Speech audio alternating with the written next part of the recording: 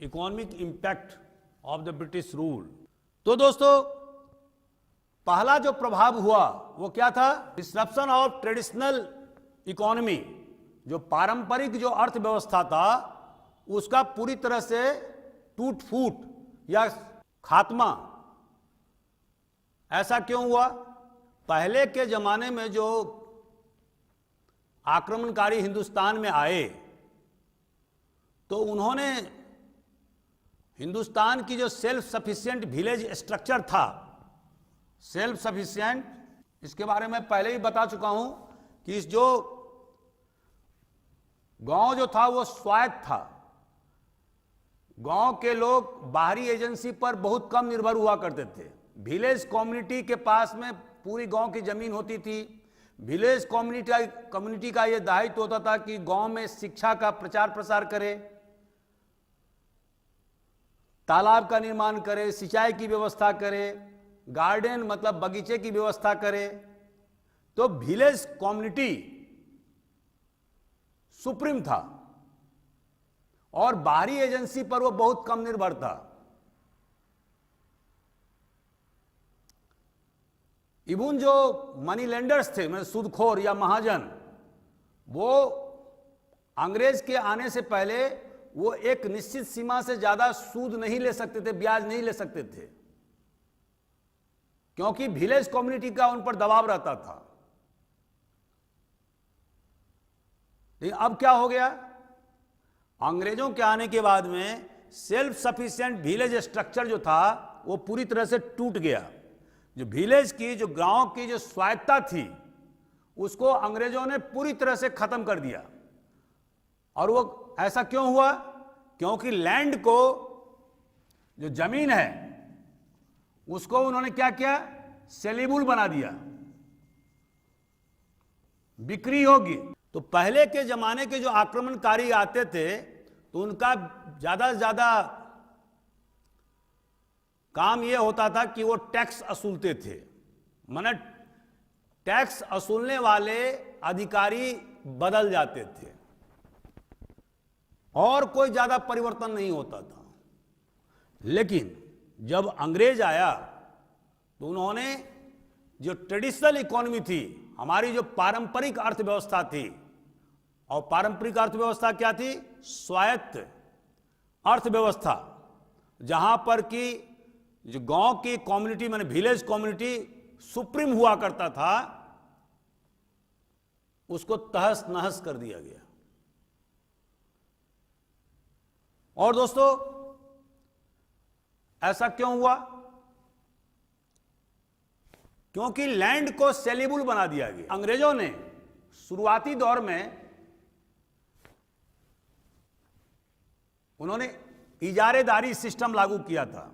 ये इजारेदारी सिस्टम बंगाल में लागू हुआ था और इसका मतलब यह था, लॉर्ड क्लाइव ने भी और शुरू में वारेन हेस्टिंग ने भी, इसका मतलब वो ये हुआ कि जो ज्यादा से ज्यादा पैसा देगा उसको जमीन दे दी जाएगी। मतलब जमीन को ऑक्शन पर डाल दिया गया, नीलामी में, और जो ज्यादा पैसा देगा उसको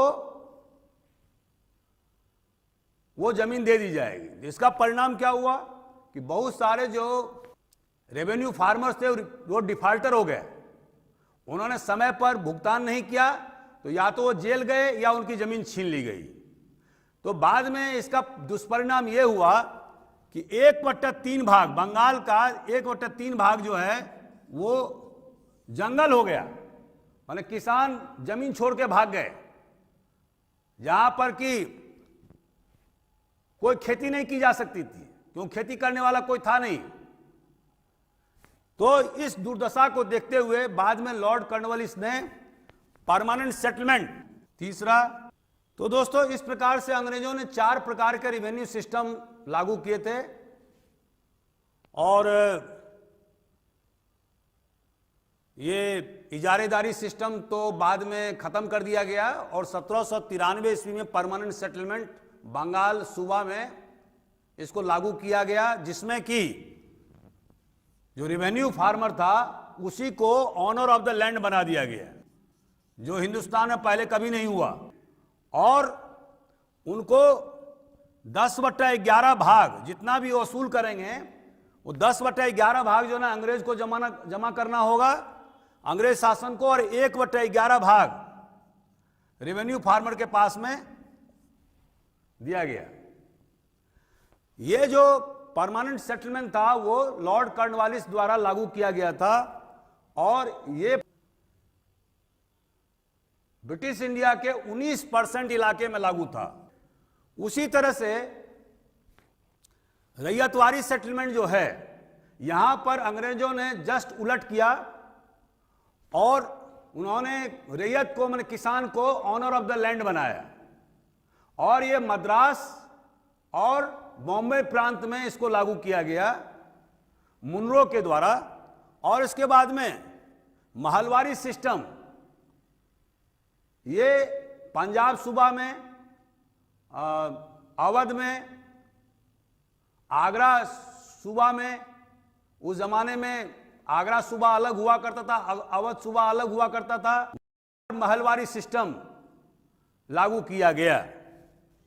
दोस्तों, महलवारी सिस्टम जो है पूरे महल, मतलब पूरे गांव के लंबरदार के साथ में होता था, जिसमें कि उसे 5% कमीशन दिया जाता था। जितना मान लो 100 रुपया उसने रेवेन्यू कलेक्शन किया तो 5% उन्हें 5 रुपया जो है ना लंबरदार को दिया जाता था। लेकिन अभी जो ये तीनों प्रकार के जो सेटलमेंट हुए, ये बहुत ही ज्यादा नुकसानदेह सेटलमेंट था जो हिंदुस्तान के किसानों को पूरी तरह से बर्बाद कर दिया। वो कैसे था कि देखिए कि परमानेंट सेटलमेंट या अस्थाई बंदोबस्त के माध्यम से बंगाल सूबा में, उत्तरी कर्नाटक में के हिस्से में और बनारस में इसको लागू किया गया था। जैसा मैंने बताया कि 19% इलाके में इसको लागू किया गया था, 50% इलाके में रैयतवारी सिस्टम लागू किया गया था और करीब 20-21% इलाके में महलवारी सिस्टम लागू किया गया था। तो इस प्रकार के 3 प्रकार के सेटलमेंट अंग्रेजी हुकूमत के समय में लागू थे। लेकिन तीनों प्रकार के सेटलमेंट का लब्बो-लुबाब यह था कि यह किसानों के लिए पूरी तरह से नुकसानदेह था और इसका परिणाम यह हुआ, जैसे रैयतवारी में 50% से ज्यादा उन्होंने लगान वसूलना शुरू किया, उसी तरह से महलवारी में भी शुरू के दिन में 60-62% लगान वसूल करना चालू किया, बाद में उसको 50% किया गया। और परमानेंट सेटलमेंट में एक ही बार जो है ना सेटलमेंट किया गया, लेकिन जो रेवेन्यू फार्मर था, जो बाद में जमींदार कहलाए, उनको यह छूट प्रदान की गई कि वो रैयतों से अधिक लगान वसूल कर सकते हैं। तो धीरे धीरे क्या हुआ, शुरुआती दौर में बहुत सारे जो पुराने जमींदार थे वो तो डूब गए, उनका जमीन नीलामी पर चढ़ गया। जो गांव देहात में रहने वाले जो जमींदार थे वो सारे के सारे लोग, जमींदार लोग डूब गए और उसके बदले में नए जमींदार की उत्पत्ति हुई। और ये जो नए जमींदार थे वो शहरों में रहने वाले थे, अधिकांश मामले में वो मर्चेंट थे, मनी लेंडर्स थे, जिनका कि जमीन के डेवलपमेंट में या गांव देहात में रहने का कोई रुचि नहीं था। और उन्होंने सब इन फ्यूडेशन या उसको क्या बोलेंगे इंटरमीडियरीज या सबलेटिंग सिस्टम लागू किया और कभी कभी कहीं कहीं तो 50 सबलेटर्स था, जिसके परिणाम स्वरूप यह हुआ कि जमींदार तो दिन ब दिन रिच होते गए, क्योंकि उनका जो सेटलमेंट था वो तो फिक्स कर दिया गया था। लेकिन जो किसान था उसको जमींदार के रहमो करम पर रख दिया गया था। तो कुल मिलाकर के कहने का तात्पर्य यह है कि तीनों प्रकार के सेटलमेंट और पहले जो इजारेदारी सिस्टम लागू किया गया था, मतलब 4 प्रकार के जो सेटलमेंट अंग्रेजों के द्वारा जो शुरू किए गए थे, उसके भारी दुष्परिणाम हुए। किसान बर्बाद हो गए, खेती पूरी तरह से एग्रीकल्चर जो है स्टेगनेट हो गई, माने उसमें कोई डेवलपमेंट नहीं रह गया, विकास नहीं हुआ। बहुत सारे किसान खेती छोड़ के भाग गए। तो ये इसके दुष्परिणाम हुए। और नए लैंडलॉर्ड माने नए जमींदार जो शहर में रहते थे और उनके कारिंदे जो है वो देहातों में जाकर जहां उनका जमीन होता था वहां पर वो सबलेटिंग करते थे, मतलब दूसरे लोगों को वो रेंट पर दे देते थे उस जमीन को कि एक मुश्त तुम मुझे पैसा दो और तुम अपना जो है खेती बाड़ी करो। लेकिन वो भी जो है, वो जो सबलेटर जो होता था वो क्या करता था, फिर दूसरे सबलेटर को देता था। तो इस प्रकार से कहीं कहीं तो ये देखा गया कि सबलेटर की संख्या लगभग, जिसको कि आप इंटरमीडिएरीज भी कह सकते हैं, बिचौलिया भी कह सकते हैं, उनकी संख्या 50 हो गई।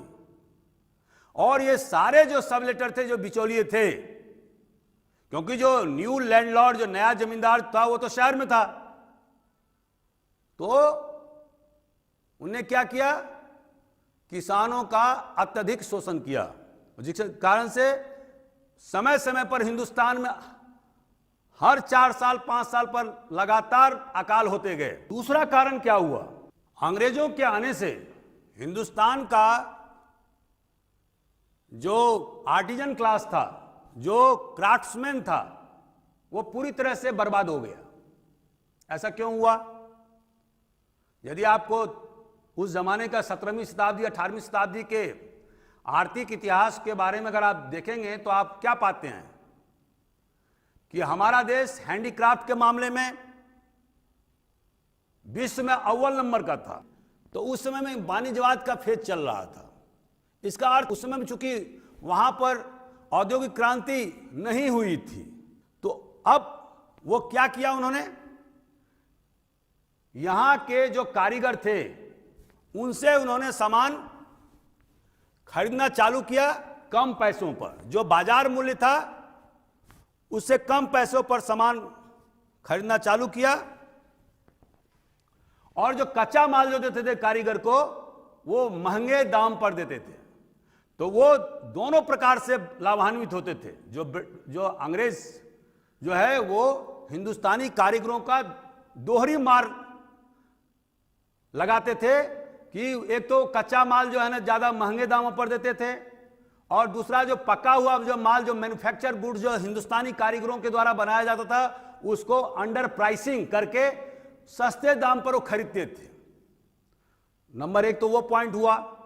और दूसरा, बहुत सारे कारीगरों को मैंने उन पर मोनोपोली, मैंने एकाधिकार कर लिया था कि वो दूसरे के लिए काम नहीं कर सकते हैं। तो इसका दुष्परिणाम क्या हुआ, बहुत सारे कारीगर हैंडीक्राफ्ट्स का काम छोड़ करके, विभिन्न प्रकार के छोड़ करके गांव देहात में भाग गए और खेती पर निर्भर होने लगे। तो इस तरह से वाणिज्यवाद के फेज में जो है वो कारीगरों को और हैंडीक्राफ्ट को नुकसान पहुंचाया गया। और जब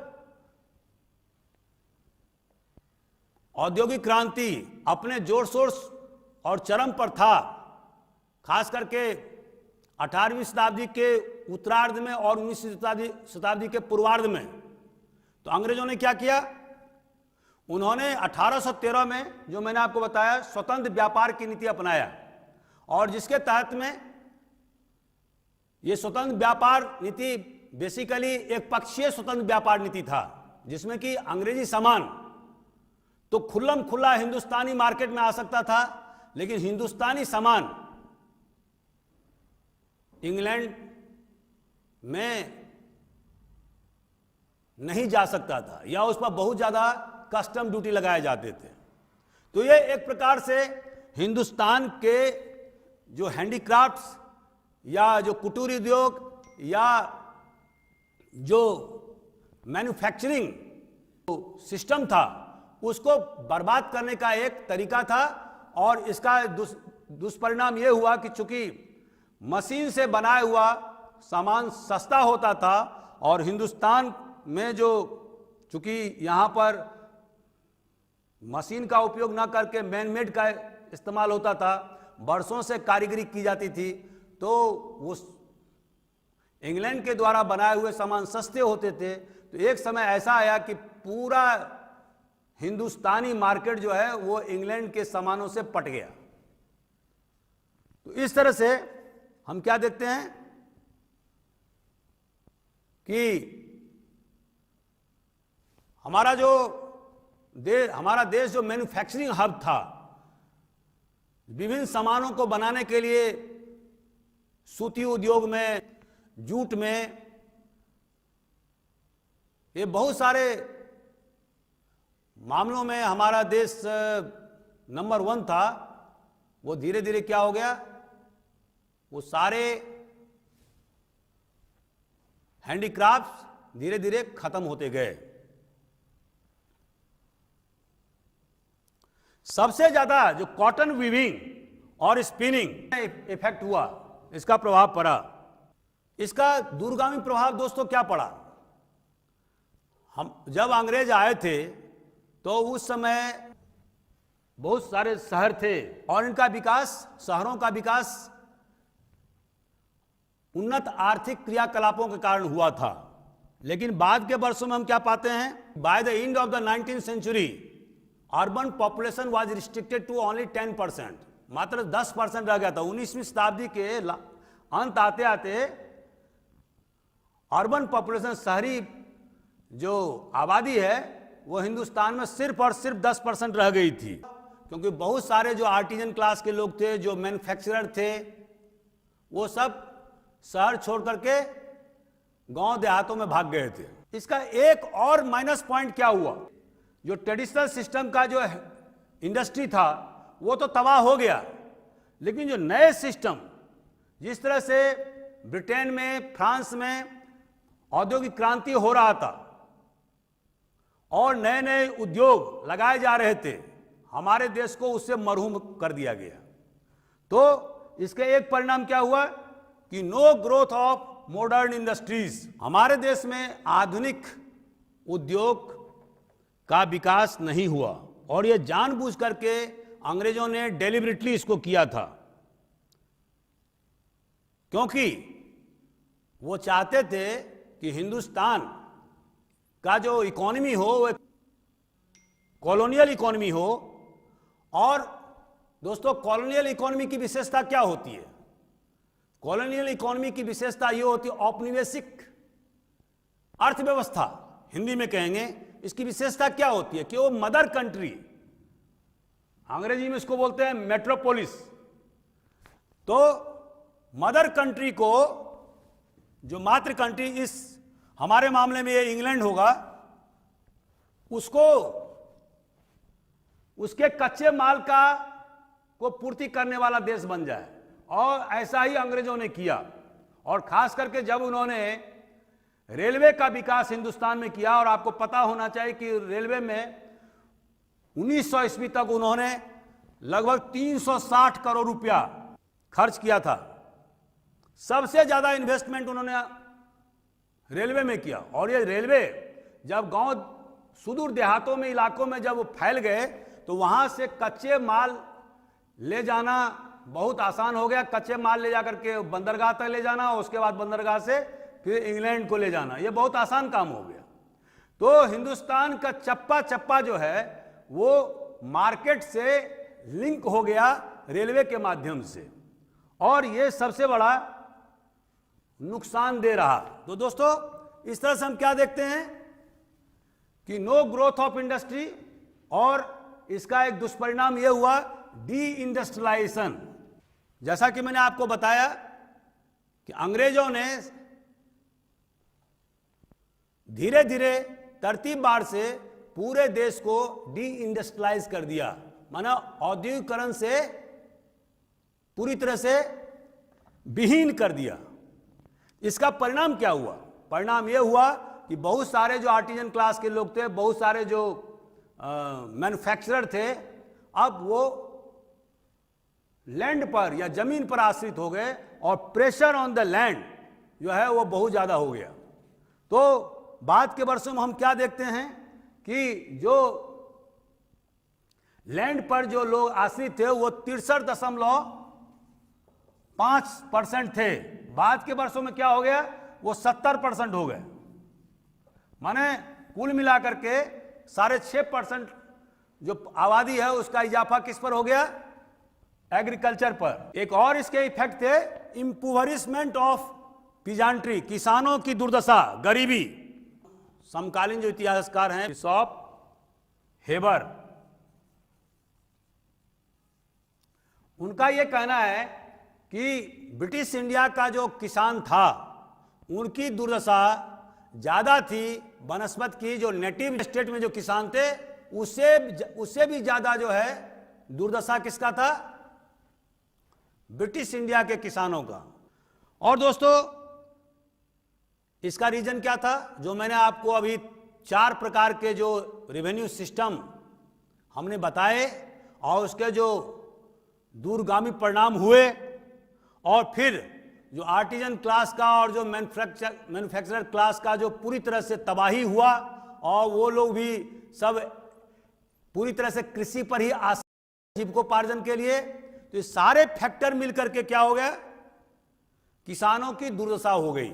एक और इंपॉर्टेंट फैक्टर हुआ, और वो हुआ मनी लेंडर और मर्चेंट का बहुत ज्यादा राइज। जैसा कि दोस्तों मैंने आपको बताया था कि अंग्रेजी हुकूमत के आने के पहले हिंदुस्तान के ग्रामीण व्यवस्था में हमने क्या अभी बताया था आपको कि विलेज कम्युनिटी जो था वो सर्वे सर्वा था। विलेज के जो प्रत्येक विलेज को जमीन आवंटन था 4000 एकड़ 5000 एकड़। उस जमीन का जो मालिक था विलेज कम्युनिटी हुआ करता था। ऐसा नहीं था कि कोई जमीन दूसरे गांव वालों को बेच दे। तो अब जो बदली हुई परिस्थिति में क्या हो गया? जब से जमीन जो है वो एक सेलेबल कमोडिटी हो गया, माने जमीन को आप खरीद सकते हैं, बेच सकते हैं, तो गांव देहातों में जो मनी लेंडर था, सूदखोर महाजन या मर्चेंट व्यापारी, इनके ताकत बहुत ज्यादा बढ़ गई। और ताकत बढ़ाने में जो अंग्रेजों ने जो लीगल सिस्टम जो इजाद किया था, सूदखोर महाजन और व्यापारी के पक्ष में काम कर रहे थे। और चूंकि अब विलेज कम्युनिटी का दबदबा उन पर रहा नहीं, तो बहुत ज्यादा हाई रेट ऑफ इंटरेस्ट पर किसानों को वो कर्जा देते थे, और किसानों के द्वारा समय पर मूलधन वापस नहीं करने पर, ब्याज वापस नहीं करने पर उनके जमीन को वो क्या करते थे? नीलामी पर चढ़ा देते थे, या किसान स्वतः अपने हिस्से का कुछ जमीन बेच करके सूदखोर महाजन को पैसा पहुंचाता था। तो इन आइदर केस, माने दोनों स्थिति में क्या हुआ कि किसान वाज द लूजर। किसान जो था वो सबसे बड़ा घाटे में रहने वाला व्यक्ति था अंग्रेजी हुकूमत के दौरान। दोस्तों 1911 में टोटल रूरल डेट जो था कितना था? 300 करोड़ रुपया। और ये 1937 में जाकर कितना हो गया?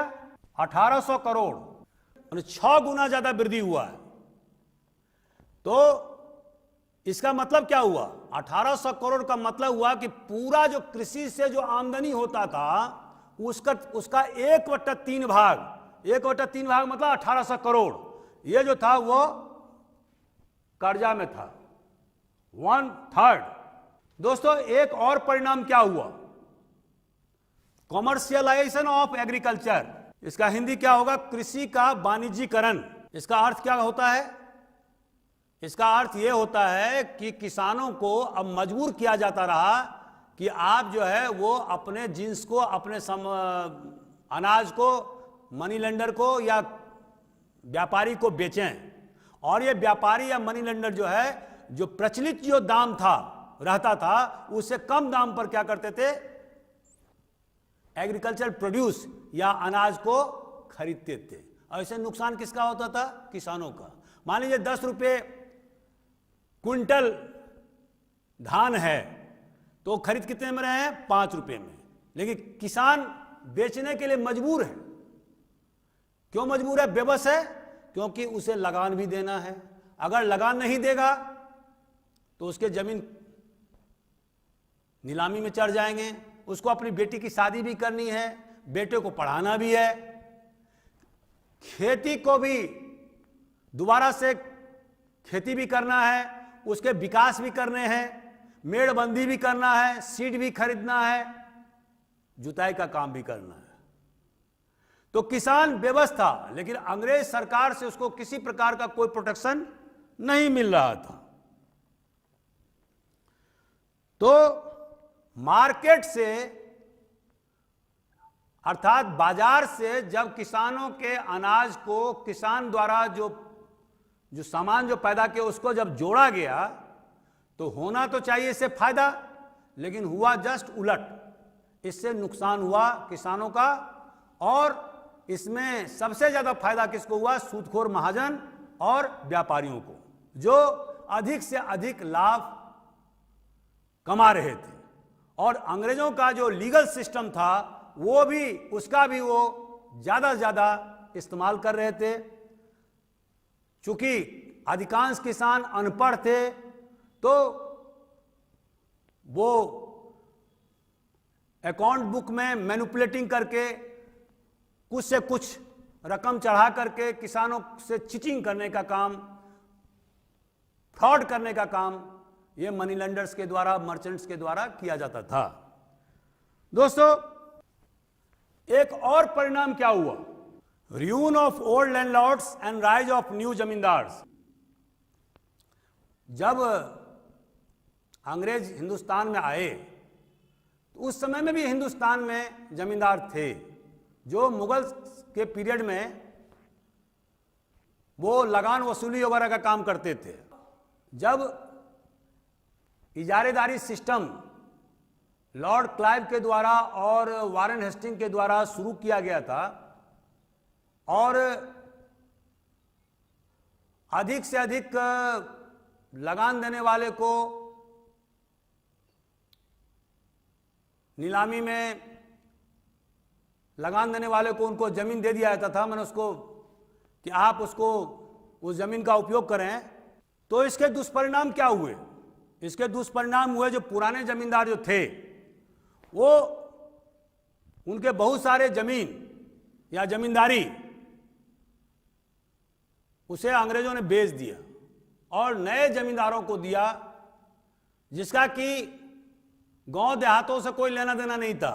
ऐसे लोग जो शहरों में रहते थे, मर्चेंट थे, व्यापारी थे या पूंजीपति थे, वो उस जमींदारी को खरीदा।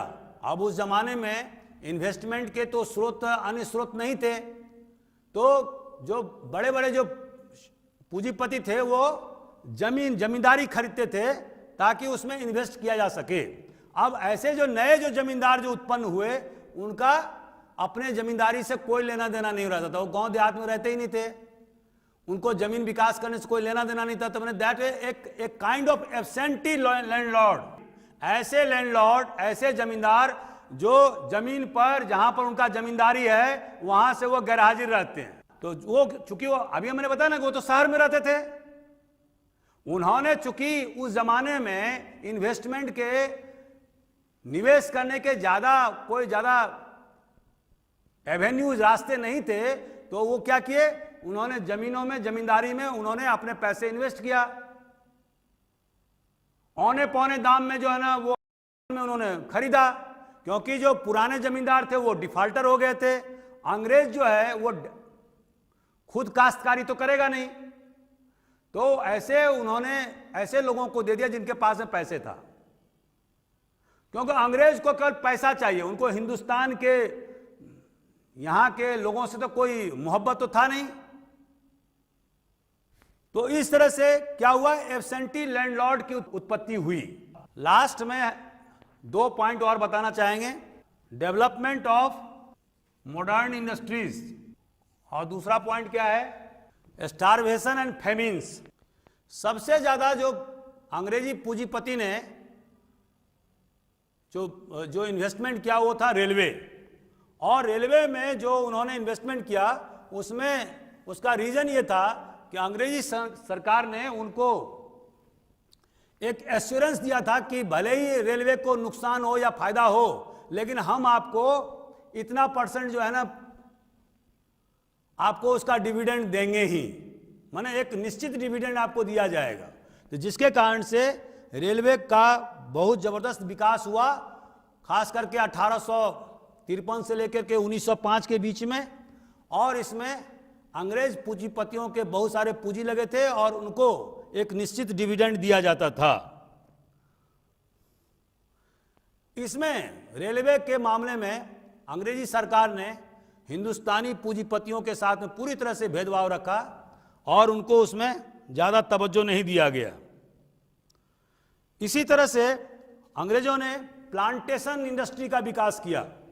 अब चूंकि ये प्लांटेशन इंडस्ट्री जो होता है वो बहुत ज़्यादा कैपिटल इंडस्ट्री होता है, कैपिटल इंटेंसिव इंडस्ट्री होता है। तो जैसे टी हुआ, कॉफ़ी हुआ, रबर हुआ, इंडिगो हुआ, इसमें यूरोपियन जो प्लांटर्स थे उन्होंने अधिक से अधिक जो है वो इसमें पूंजी लगाया और इसके सारे जो आमदनी होते थे, जो फायदे होते थे, वो अंग्रेज उसको लेकर के चले जाते थे। दोस्तों, सेकेंड वर्ल्ड वॉर के समय में बहुत सारे कल पुर्जे हिंदुस्तान में बनाए गए और अंग्रेजी सरकार ने उन सामानों को खरीदा और उसके बाद में उसको द्वितीय विश्व युद्ध में उसका उपयोग किया गया। तो जिसके कारण से यहाँ के इंडस्ट्री भी जो उद्योग था वो त्वरित गति से विकास होने लगा और जिसके कारण से हम देखते हैं कि जो आज तक हमेशा हिंदुस्तानी माने ब्रिटिश इंडिया सरकार हमेशा पब्लिक डेट में रहती थी, अब वो फायदे में रहने लगी। जो हिंदुस्तानी सरकार माने ब्रिटिश इंडिया की सरकार जो हमेशा कर्ज में डूबी रहती थी, अब वो क्या हो फायदे में रहने लगी। बिकॉज यहाँ के इंडस्ट्री से सामान खरीद करके ब्रिटिश सरकार जो है वो सेकेंड वर्ल्ड वॉर में उसका इस्तेमाल किया, जिसके कारण से एक सरप्लस जो है वो ब्रिटिश भारत का अंग्रेजों के खजाने में पहुंचा, एक प्लस पॉइंट था। और इसी कारण से आप देखते हैं कि जब पाकिस्तान जब अलग हुआ था तो भारत सरकार को 55 करोड़ रुपए देने पड़े थे, वो यही कारण था, वो 1/3 भाग। दोस्तों, लास्ट में जो सबसे जो इसका जो इफेक्ट हुआ वो पॉवर्टी एंड फैमिन, अंग्रेजी हुकूमत के लगभग 200 वर्षों का परिणाम क्या रहा। अगर आप देखेंगे तो 1770 ईस्वी के बाद से ही जब वहां बंगाल में या पूर्वी बंगाल में सन्यासी विद्रोह हुआ था, उस समय से लेकर के 1943 ईस्वी तक हमारे देश के विभिन्न हिस्सों में हर एक 2 साल 3 साल पर अकाल पड़ते रहे और उसमें हजारों लाखों लोग मरते रहे। एक तो इसके दुष्परिणाम ये हुए और दूसरा हमारा देश एक गरीब मुल्क होता गया।